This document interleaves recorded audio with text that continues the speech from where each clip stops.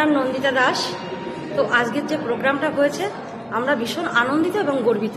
তো এখানে এসে আমরা যেটা শিক্ষা পেলাম যে হঠাৎ একজন মানুষ অসুস্থ হলে তাকে কিভাবে বাঁচাতে হবে, কিভাবে তাকে সুস্থ করে তুলতে হবে, সেই বিষয়ে কিছু আমরা প্রশিক্ষণ পেলাম। এটা করতে পেরে আমরা ভীষণ আনন্দিত এবং আমরা কাউকে জীবন দিতে পারবো বা তাকে মৃত্যুর হাত থেকে বাঁচাতে পারবো এই প্রশিক্ষণটা পেয়ে। তার জন্য আমরা ভীষণ আনন্দিত এবং গর্বিত। আপনারা এখানে কতজন মিলে এসেছিলেন এবং কি কাজের জন্য এসেছিলেন? আমরা এখানে ঢাকি হিসেবে এসেছি, আর এখানে আমরা 60 জন এসেছি। ঢাকিদের যে প্রশিক্ষণ দেওয়া হলো, মানে সেটা কি বলবেন যে মণিপাল যে ঢাকিদের প্রশিক্ষণ দিচ্ছে? হ্যাঁ, সেটা বলবো যে আজকে মণিপালের হাত ধরে আমরা দেশ বিদেশ পৌঁছাতে পারবো বা বহু জায়গায় আমরা পৌঁছাতে পারবো, অনেক উঁচুতে যেতে পারবো।